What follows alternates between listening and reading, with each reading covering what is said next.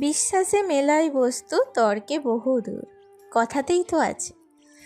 আমরা বাঙালিরা আজও কিছু কিছু বিশ্বাস আর কুসংস্কার মেনে চলি। আজকে সকালে ঘুম থেকে উঠে এমন একটা ঘটনা দেখলাম যা দেখে আমি নিজেই অবাক হয়ে গিয়েছিলাম। আমাদের ঘরের ভেতরে হঠাৎ করে চলে এসেছিল এক অতিথি। তারপর যা হলো। নমস্কার, কেমন আছো সবাই? আশা করি সবাই খুব ভালো আছো, আর আমরাও বেশ ভালো আছি। আমি সুমি। আজকে আমার আরও একটি নতুন ব্লগে তোমাদের অনেক অনেক স্বাগত জানাই।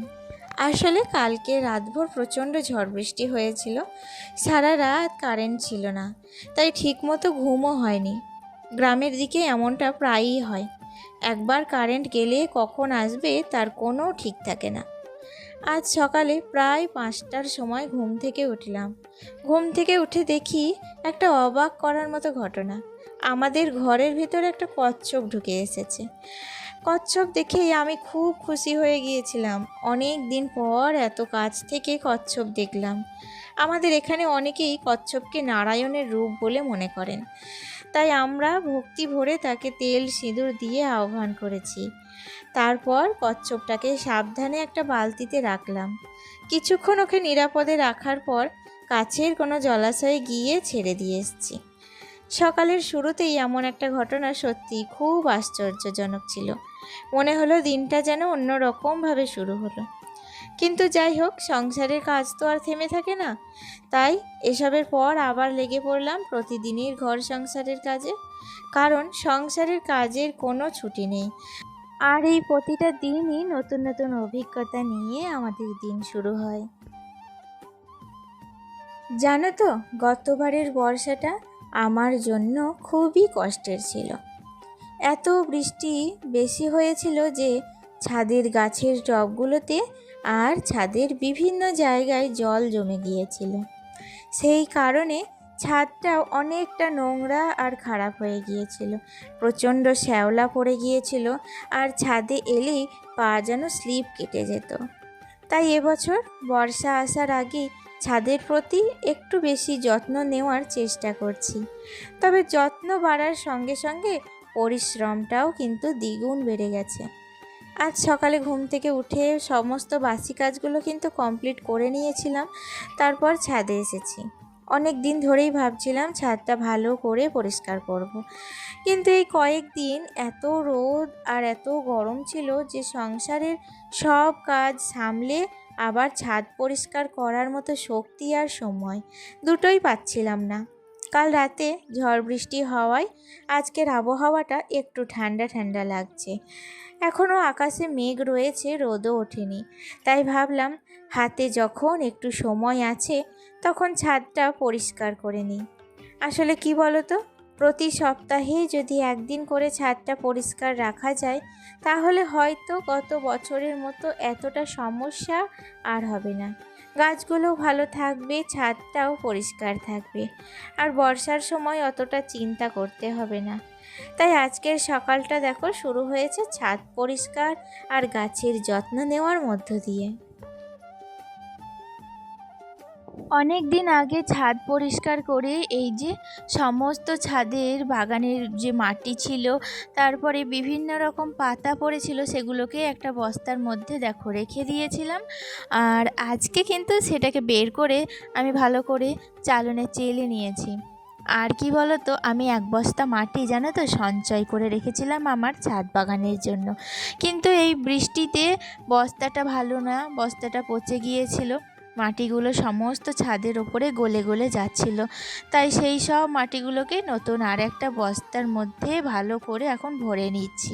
মাটিটা এতটাই শক্ত ছিল যে আমি একা সম্ভব হচ্ছিল না তোলা। তাই জন্য দেখো প্রথমে মাটিটাকে ভেঙে গুঁড়ো করে নিয়েছিলাম। তারপর দেখো দুটো বস্তা লেগেছে, হাফ হাফ করে দুটোতে ভরে রেখেছি। আর এদিককার কর্নারটা পুরো একদম পরিষ্কার করে রেখেছি। এদিককার কর্নারটায় আসাই যাচ্ছিল না, এতটা পরিমাণে নোংরা হয়েছিল। সেটাকেই দেখো এখন ভালো করে ঝরঝরে করে নিয়েছি। যেমন দেখবে পরিষ্কার পরিচ্ছন্ন করতে একটুখানি পরিশ্রম লাগে, তার থেকে অনেকটাই বেশি শান্তি লাগে যখন সেই পরিষ্কার ছাদটা দু চোখ ভরে দেখি। তখন মনে হয় এত খাটুনি এত পরিশ্রম সব যেন আমার সার্থক হয়ে গেছে। আর কি বলো তো, ছাদ পরিষ্কার করতে গাছেদের যত্ন নিতে আমার কিন্তু ভীষণ ভালো লাগে। এটাকে আমার কোনো পরিশ্রমের মধ্যে আমার ধরতে ইচ্ছা করে না। কিন্তু ওই যে ভারী জিনিসপত্র তোলা না আমার কিন্তু বারণ আছে। আর এই যে ভারী ভারী বস্তাগুলো ভারী ভারী টবগুলো এখন তুলতে হচ্ছে, বর্ষার জল পেয়ে তো সেগুলো আরও ভারী হয়ে গেছে। এই যে কাজগুলো করার পর একটুখানি হাত পায়ে ব্যথা করবে এই যা, তবুও সংসারের এই সমস্ত কাজ এই সমস্ত দিকগুলোও তো লক্ষ্য করতে হবে। সারাদিন রান্না বান্না আর খাওয়া ঘর পরিষ্কার করা ছাড়াও কিন্তু সংসারে অনেক রকম কাজ থাকে, এগুলো হচ্ছে এক্সট্রা কিছু কাজ। আর এই সমস্ত দিক যে সামলাতে পারবে সেই হবে একজন পারফেক্ট গৃহিণী। বৃষ্টির জল পেয়ে গাছগুলো যেন প্রাণ ভরে বাঁচছে। দেখো আজকে আমার হলুদ জবা গাছটাতে কত সুন্দর ফুল দিয়েছে, দেখলেই যেন মন চোখ দুটোই জুড়িয়ে যায়। তার সাথে ফুটেছিল বেশ কিছু পরিমাণে বেলি, এদিকে ফুটেছে কিছু পরিমাণে দোপাটি। আর জবা তো আছেই, আমার ছাদ বাগানে প্রায় 5 থেকে 6 রকমের গাছে জবা আছে। আর আজ সেগুলো সমস্তটা কিন্তু মন খুলে আমাকে উপহার দিয়েছে।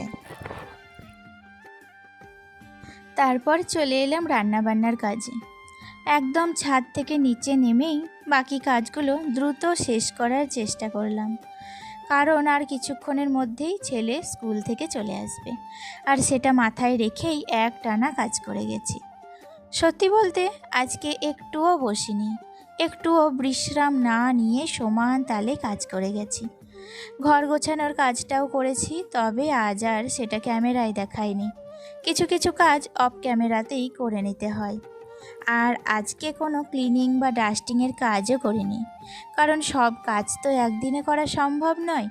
একটা দিক সামলাতে গেলে অন্য দিকটা একটু সময়ের জন্য ছেড়ে দিতেই হয়, নয়তো সব কিছু একসাথে ম্যানেজ করা সত্যিই কঠিন হয়ে যায়।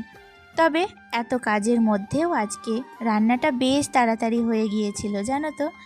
আর মজার ব্যাপার হলো আজ কিন্তু একটা দুটো নয়, প্রায় 5 রকম পদ রান্না করেছি। একটা একটা করে সব রান্না শেষ করে শেষে ভাত বসিয়েছিলাম। দেখতে দেখতে কখন যে 12টা বেজে গেল বুঝতেই পারিনি।